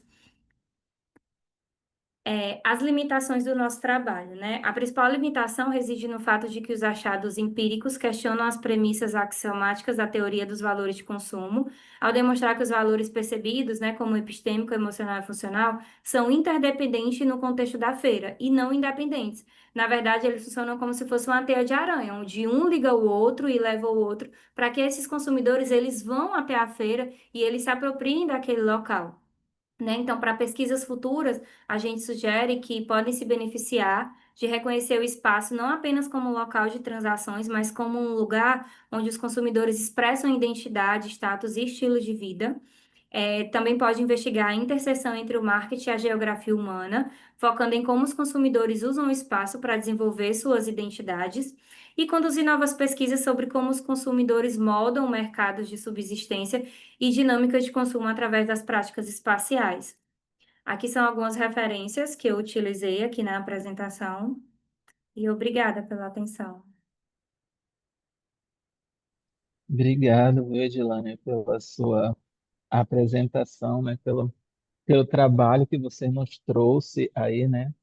Aliás, eu acho que os nossos trabalhos eles passaram por uma evolução muito bacana. Então, a gente saiu do Festival de Parintins lá com a Valéria, passou por esses espaços culturais com o Matheus e agora, né, estamos nas feiras, uma discussão muito bem posicionada. Então, só seguindo o script dos demais, tá, pessoal? Nesse primeiro momento, pergunto se alguém quer trazer alguma contribuição, alguma fala, alguma curiosidade, e logo em seguida eu faço a, a minha fala. Alguém que deseja? Professor, na verdade, parabéns, né? Os trabalhos incríveis aí, a qualidade. Não é bem uma pergunta, eu achei fantástico, Dilane, a forma com que você organizou os dados. Então, principalmente em pesquisa qualitativa, né? Quando a gente torna isso bem visual. Então, aquela figura que você colocou, que você coloca as variáveis para mostrar para a gente. Eu acho que está no seu artigo também, né? Mas eu achei aquilo fantástico, assim, muito, muito bom. Já vou, ter aqui como ideias para os próximos trabalhos também. Não, eu concordo com a Valéria, né? E a gente consegue, naquela representação visual, né, ter um apanhado geral do que foi o trabalho, do que ele encontrou, do caminho que ele seguiu, né, de uma forma mais direta, mais objetiva, né, do que a gente está acostumado. Acho que parabéns mesmo, Edilane. Geralmente, porque geralmente, pelo menos eu tenho essa dificuldade. Eu trabalho tanto com artigos quali como eu trabalho com artigos quant. E no quant a gente tem uma base, a gente joga os dados no software, eles nos dá aquela tabelinha pronta, a gente analisa e coloca no artigo. Já no quali, não. No quali a gente tem várias percepções, várias interpretações. Se eu der para a Valéria ler, ela vai tirar outras análises sobre os meus dados. Se eu der para o Rafael ler, vai ser outras, sabe? Então a gente tentou de alguma forma criar figuras, porque de uma forma visual fica mais fácil o entendimento do que às vezes só uma leitura, aquela coisa descritiva, né? Às vezes a pessoa lê e acaba não entendendo a percepção. E quando a gente transforma numa figura, numa tabela, deixa numa forma visual mais agradável, às vezes a percepção fica bem melhor. E ele acaba entendendo a nossa análise, né? Não só o ponto de vista dele através dos dados. Não, é excelente, Edilane, né? Eu acho que você ainda trouxe uma coisa interessante, né? A figura tem esse potencial de deixar em maior evidência, né, a interpretação dos autores e o que eles queriam transmitir ali, de que forma eles queriam trazer isso. Edilane, tocando no trabalho de vocês, né? acho que é um trabalho muito sensível mesmo, inclusive de tocar em memórias nossas, assim, né, do que aquele que a gente experimentou, do que a gente viveu, né? Eu tive essa sensação ao ler o seu trabalho, né? E eu acho que ele, sobretudo, ele é um convite para a gente pensar nas feiras, feiras livres mesmo, né? Que é efetivamente um espaço ali onde consumo e cotidiano se encontram, né? Eu acho que é um ambiente que mais que vender, ele ensina, ele conecta, ele emociona. Eu acho que os seus relatos eles trazem isso, né? E eu acho que a feira ela retrata isso, né? Que o consumo ele é uma forma de vida, né? Não é apenas um instrumento de troca como a gente tem em outros ambientes, né? Então, eu acho que assim, gostaria de parabenizar, né, porque você posiciona as feiras populares, né, nesse debate sobre consumo e espaço, né, e deixa muito claro que elas são ali laboratórios de sociabilidade, de resistência simbólicas, né, não é só um espaço de compra barata, né. Eu acho que você traz muito bem esse diálogo entre o marketing, né, e a antropologia, você trabalha com os autores lá que nos permitem entender a feira como esse espaço mesmo de procriação, e não apenas de relações transacionais. Gostaria também de deixar claro que aponto a originalidade, né, metodológica da sua pesquisa, né, é, assim, né, especialmente por se tratar de um estudo, né, com essa aproximação qualitativa, né, então desde essa observação participante prolongada, triangulação com as entrevistas, né, eu acho que você traz uma densidade bacana ali para a gente. E do ponto de vista montei uma pergunta aqui também, né, para você, Diana, que eu botei, né? O estudo ele mostra lá para a gente, né, que esses consumidores eles cocriam o espaço da feira, né, a partir dessas práticas afetivas, simbólicas, utilitárias. E aí agora perguntando para você, né, considerando esse espaço de feira, né, como esse espaço de cocriação, né? Até que ponto você acredita que a formalização e possível institucionalização desses espaços, né, seja por políticas públicas ou por gestão privada, né, poderia alterar esses valores de consumo relacionados mesmo à autenticidade da experiência que a gente tem em ambientes de feira? Eu acho que a questão da feira, né, justamente até a questão da nomenclatura, feira livre, é aquela liberdade que o consumidor tem de ir, de falar, de agir. Se a gente for pegar até uma comparação, se eu comparar tipo uma feira livre com um shopping center, por exemplo, são dois tipos de comércio. Dois tipos de venda de produto, mas são dois tipos totalmente diferentes. No shopping você vê que é um comportamento diferenciado, né? Onde as pessoas vão de uma forma mais linear, né? Vão ali, fazem aquela compra e vão embora. Já na feira, não. Alguns dos relatos que a gente identificou, eles vão lá para passear, para fazer amizades, para conversar, né? É a questão daquele ciclo social, daquela troca de informações, né? E então eu acho que a questão das políticas públicas na questão das feiras, de padronizar, eu acredito que eles padronizem até certo ponto. Porque se ficar uma coisa muito formal, estilo a questão de shopping centers, né? Acaba que vai perder esse valor, né? Esse valor que as pessoas têm de ir lá, de participar, de se sentirem pertencentes daquele local, de se apropriar daquele local da forma que elas acham que é adequada, da forma que elas têm aquela liberdade de agir, de comprar, de se permitir. Diferente de um comércio mais privatizado, posso-se dizer assim. Não, perfeito. Edilane, aí quando eu estruturei essa pergunta, né? Naturalmente, seu trabalho ele tocou nesse meu ponto de memórias, né? Eu resido em Aracaju, aqui, capital de Sergipe, né? A gente tem experimentado esse processo mesmo de padronização das feiras livres, de uma certa institucionalização, e a gente percebe exatamente isso que você trouxe como resposta, né? Essa quebra, né? Desse substantivo composto do livre, né? Desse adjetivo livre, né? Vai ficando muito formalizado e justamente essas interações de cocriação, elas vão sendo de alguma forma ali engessadas, né? Acho que até que ponto elas vão se consolidar e se manter, acho que ainda não conseguiria te dizer, mas eu acho que a sua resposta, o seu trabalho, né, já me dá algumas respostas e novas provocações sobre isso, assim, né? Mas no mais, parabéns eu pelo trabalho, assim como os demais, um trabalho muito bem colocado e estruturado. Bem, gente, a gente segue agora para o último trabalho, né? Eu trabalho muito além da música, arquitetura do marketing de entretenimento do grupo BTS. Eu vou fazer a apresentação desse trabalho, tá? Vou projetar aqui a minha tela e eu vou pedir para vocês que aí qualquer coisa, se vocês não estiverem ouvindo, não tiver projetado, tá? Vocês me falem aí que eu não vou estar vendo vocês. Deixa eu só já deixar aqui.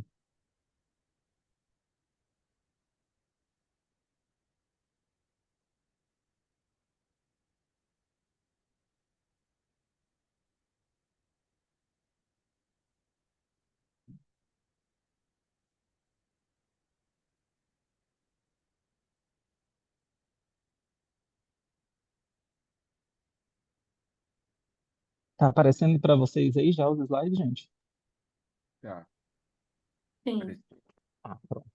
Perfeito. Tá, deixa eu cronometrar o meu tempo aqui, mas qualquer coisa, viu, Rafael? Por favor, me interrompa, tá? Beleza. Bem, pessoal, para finalizar, né, a nossa sessão aqui, eu vou fazer a apresentação do trabalho que tem como título Muito Além da Música, Arquitetura do Marketing de Entretenimento do Grupo BTS.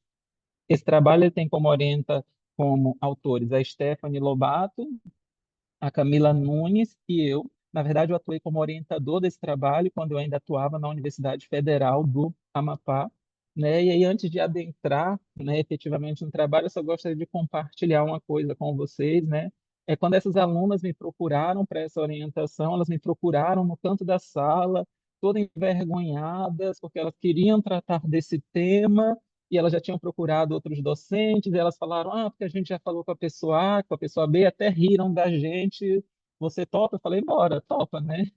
Desde que vocês me deem liberdade para puxar vocês no momento que vocês sejam só fãs, a gente segue sim com o trabalho, e foi um trabalho interessante, né, que a gente conseguiu fazer um recorte para ele aqui para o SEMEAD, mas a gente conseguiu fazer um recorte também para ele sobre a ótica da educação empreendedora, então elas iriam apresentar, só que elas ficaram com medo por conta do trabalho de não ter disponibilidade.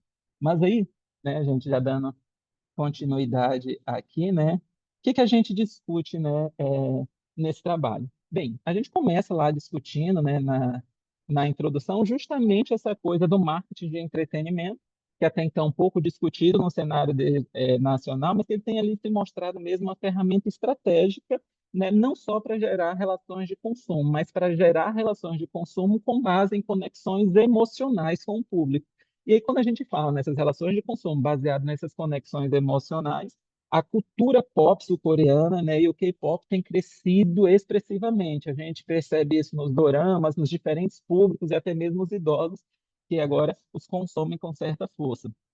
Aí nisso a gente destaca que já também o papel do grupo BTS, né? Que aí destaca, acho que está em ascensão, se eu posso chamar que ainda está em ascensão, né? Como uma das maiores expressões, né? Dessa indústria cultural pop sul-coreana, né? E eles têm estratégias ali, né? Que depois a gente vai descobrindo que elas são cuidadosamente planejadas para alcançar esse público. Então, desde de uma identidade visual, storytelling, a interatividade, ou seja, é tudo muito construído e desenhado. É daí que surge o nosso problema de pesquisa, né, que a gente vai lá perguntar, né? Mas de que maneira as estratégias de marketing de entretenimento desenvolvidas pelo grupo BTS são percebidas pelos fãs amapaenses? A gente destaca os fãs amapaenses, né, porque o foco é uma fanbase que é o Amapá, está lá no estado do Amapá, e é uma comunidade muito ativa, né, na produção de eventos culturais, mobilização social, tanto no estado do Amapá quanto na região norte, de modo mais amplo, né, nessa divulgação acerca do grupo BTS. Dito isso, né, o nosso objetivo geral foi justamente analisar, sob a ótica desses fãs amapaenses, essas estratégias de marketing de entretenimento desenvolvidas pelo grupo BTS. Quanto à justificativa e à relevância, né, do estudo, a gente teve uma certa dificuldade em encontrar estudo sistemático sobre marketing de entretenimento no Brasil, né, especialmente com uma perspectiva regionalizada, já que a gente queria efetivamente, né, trazer essa discussão para o âmbito do Amapá, né? No primeiro momento a gente até achou de outros estudos em outras regiões, mas as autoras elas queriam muito discutir isso lá onde elas estavam, né? E claro, no âmbito da contribuição prática, a gente acaba ampliando esse debate, né, sobre o consumo cultural, sobre estratégias mercadológicas e especialmente sobre como essas estratégias elas são das autoras. Bem, já entrando lá no nosso referencial teórico, né, a gente fala um pouquinho lá sobre o que é esse marketing de entretenimento, né? Então, esse entendimento, isso é um processo de criação, de comunicação e de entrega de valor, só que tudo isso para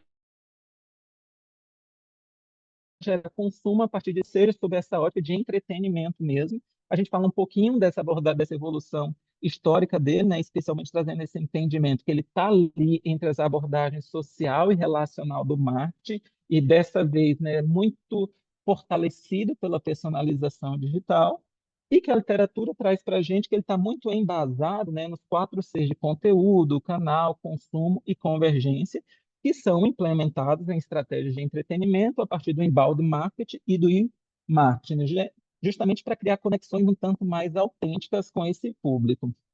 Na literatura, nós encontramos 4 estratégias principais desse marketing de entretenimento, que era o uso de mídias sociais, a gamificação, desenvolvimento de conteúdo e parcerias e patrocínios. Então, desde conteúdo visual, postagens interativas, sorteios, simulações, tudo isso com o intuito de que o consumo seja gerado a partir de uma experiência de entretenimento. Quanto à metodologia, né, a gente fez uma pesquisa qualitativa e descritiva, foi um estudo de caso, né, com essa fanbase do Amapá. A técnica que a gente utilizou foi um online, focus groups, né, feito via Google Meet. Elas conversaram com 5 das 8 participantes, das 8 administradoras desse fã-clube, com uma entrevista de aproximadamente 2 horas, que aconteceu no início desse ano. Quanto à análise dos dados, a gente utilizou lá o apanhado analítico, né, do Birot, e aí elas fizeram uma etapa desde seleção, codificação, tabulação, análise e interpretação. Bem, gente, quanto aos resultados, a gente primeiro encontrou resultados que estavam baseados nas categorias tradicionais. Então, quanto às mídias sociais, a gente percebeu que o BTS ele investe, né, nessa presença em múltiplas plataformas, desde as mais tradicionais, como Instagram, Twitter, YouTube e TikTok, mas também o Weverse. Só que o que é mais interessante, né, da atuação desse grupo nessas plataformas é que os fãs promovem o grupo organicamente. Nesse processo de promoção orgânica, eles chamam a atenção do grupo que vai lá e constrói um processo de interação, de resposta, de comunicação e de republicação. A gente percebeu também a estratégia de gamificação. Eles têm aplicativos próprios, mas eles fazem quizzes durante shows, tem o BTS World, o BTS Universe. Eles estão muito ativos no desenvolvimento de conteúdo, desde vídeos musicais, claro, os videoclipes, mas eles também atuam com reality shows e documentários. E aí o interessante desses documentários é que eles estão buscando aproximar os fãs não apenas do trabalho deles enquanto artistas, né, mas do lado humano, que é o que eles entendem que cria essa conexão emotiva. E aí prosseguiu também que eles efetivam parcerias estratégicas, né? E aí surgiram lá parcerias que eles fizeram com a Samsung, com a Hyundai, o NBA e ONS, justamente para alcançar públicos que não estavam acessíveis apenas sob essa ótica de consumidores do K-pop, né? E aí, claro, especificamente também saindo dessa coisa ocidental e adentrando ainda mais no nosso mercado. E aí surgiram, além dessas categorias, surgiram algumas categorias emergentes, né? A primeira delas foi o fator emocional, né? Então a gente percebeu quanto as emoções têm um papel central e oferece essa noção de conforto e identificação pessoal das fãs com o grupo. A gente teve a questão do engajamento social, né? Elas fazem mesmo, em termos de dedicação do seu tempo, toda uma mobilização com campanhas sociais, em termos de vínculos, divulgação, né, deixando muito claro o papel do grupo para isso. Há uma questão do encantamento, né? E aí eles criam todas um grupo de narrativas que justamente encantam emocionalmente os fãs. Então, desde a entrada deles no exército, a forma como eles gravavam vídeos, a interação com causas sociais, né? E aí, claro, as meninas, né, as autoras, elas viam isso de forma muito alegre, assim, e eu sempre estava ali falando para elas, olha, eu acho que isso aqui é uma estratégia muito desenhada por trás, a gente não pode também se enganar a respeito. A gente falou da questão do conteúdo exclusivo, né? Então, eles têm lá assinaturas para membros do Iverse, onde eles fazem transmissões ao vivo, trazem os seus bastidores. Eles acompanham muito bem as tendências de comunicação, todas as redes, né? Especialmente nas mídias sociais. Toda vez que eles percebem que elas estão gerando engajamento em termos de público, eles começam a postar lá e a se comunicar lá. E, claro, o papel do algoritmo, né? Eles lidam muito bem com o algoritmo, inclusive em termos de amplo investimento nessas plataformas para levar a mensagem do BTS, né, para além do grupo e do país em que eles estão. Bem, e aí dito isso, né, a gente percebe que eles têm uma arquitetura lá que é efetivamente uma arquitetura afetiva de marketing, né? Então, eles têm desde essa conexão afetiva, que está baseada em reciprocidade e humanização. Nisso é uma coisa que eles batem muito, nessa coisa da reciprocidade, né? Há uma participação ativa dos fãs, que atuam como promotores voluntários e co-criadores de valor, né? Na verdade, eles tomam isso como uma responsabilidade quase que diária, né? Que eles fazem. E, claro, eles trabalham com essa ótica de um ecossistema adaptativo, né? Porque são estratégias que conectam música, que conectam cultura, que conectam consumo e, sobretudo, emoções. Bem, e aí, no âmbito das conclusões e contribuições, né, a gente acaba identificando um modelo de marketing de consumo que está centrado no protagonismo do público, que é quem assume esse papel. Há uma questão dessa cocriação simbólica, né, através de vínculos emocionais. O fã-clube atua como um agente ativo e isso transcende essa lógica de consumo, porque eles estão efetivamente promovendo essa divulgação de forma intensa, direta e diária. Quanto às limitações, né, assim como a Valéria falou lá no início, né, a gente teve uma dificuldade de encontrar estudos efetivos sobre marketing de entretenimento, né, que efetivamente conceituassem esse marketing, que não era exatamente mídias sociais, por exemplo, que não era só basicamente os 4 Cs no marketing, mas sobre essa abordagem lúdica e de diversão efetiva. Enquanto as contribuições, né, a gente tem as contribuições teóricas, porque a gente amplia as discussões, né, com esse modelo analítico que avança sobre as categorias tradicionais, né, trazendo novos espaços para a discussão do marketing sob a ótica de consumo e sobre outras abordagens. Quanto às contribuições práticas, né, a gente deixa lá subsídios para profissionais de marketing digital, gestão de marca e entretenimento. Foi justamente a partir dessas contribuições práticas que a gente construiu outro estudo sobre educação empreendedora. E, claro, para o secretariado, né, que era o curso que eu atuava lá quando eu estava na Universidade Federal do Amapá, onde a gente destaca justamente essas competências de planejamento, de produção, de gestão de marketing digital, gestão de marca, desculpa, e entretenimento, mas agora voltado ao entretenimento e voltado à atuação do público de secretariado. Bem, aqui eu deixo só os nossos contatos, não coloquei as referências, a gente olha o exemplo do moderador, mas foi isso. Deixa eu voltar aqui. Aqui. Bem, pessoal, e agora eu fico à disposição se vocês quiserem compartilhar algum comentário, alguma curiosidade. Eu achei legal, professor, que esse exemplo do BTS aí, acho que o pessoal ali da geração Z, acho que é o mais engajado nesse esse tipo de cultura e tudo mais, mas acho que é o mais melhor tipo de exemplo para mostrar que o marketing tem múltiplas, eu não sei nem qual que é o melhor termo para poder se usar, mas é tipo, múltiplas plataformas, múltiplas formas de impactar esse público, assim. Se a gente pegar uma cultura, uma geração diferente, parece que a limitação de impacto do público ele é muito mais limitado. E nesse caso, com a cultura ali, a mistura, né, da geração e dessa cultura em cima ali da cultura do coreanos, né, do K-pop, acho que dá muito mais sensação de impacto do marketing no dia a dia, né, de quem é fã, de quem, ainda mais elas, né, no caso de mais do que fãs, mas administradoras ali dos grupos, né, de fãs, então acho que elas devem ter essa sensação muito mais forte ali no dia a dia. Perfeito, Rafael. Acho que você tocou né, nos pontos. Acho que essa coisa da cultura do K-pop, né, sob essa ótica, né, sob esse público, né, sob essa geração, eles assumem esse papel, né, eles efetivamente se tornam ali coprodutores, né? E me chama a atenção que eles se tornam coprodutores e assumem essa responsabilidade. Não como uma responsabilidade que venha sob uma ótica de peso, mas porque é algo que eles querem co-criar e que eles efetivamente acreditam, né? E aí, claro, elas achavam ruins, né? Que elas chegavam para mim para falar o BTS, falavam o nome dos integrantes, eu não sabia o nome de nenhum deles, e eu sempre tratava eles, falava, ah, tá, mas é uma marca que está no mercado, né? E elas ficavam assim muito chateadas quando eu falava, olha, foi criado por uma gravadora, então é um produto, tá? Claro, né? São pessoas com emoções, mas a gente precisa olhar sob essa ótica assim, efetiva. Acho que no final elas conseguiram aceitar isso, ainda que parcialmente. Bem, pessoal, é 7h33, né? Eu vou agradecer a cada um de vocês, tá, por estarem aqui, por ter ficado até o final.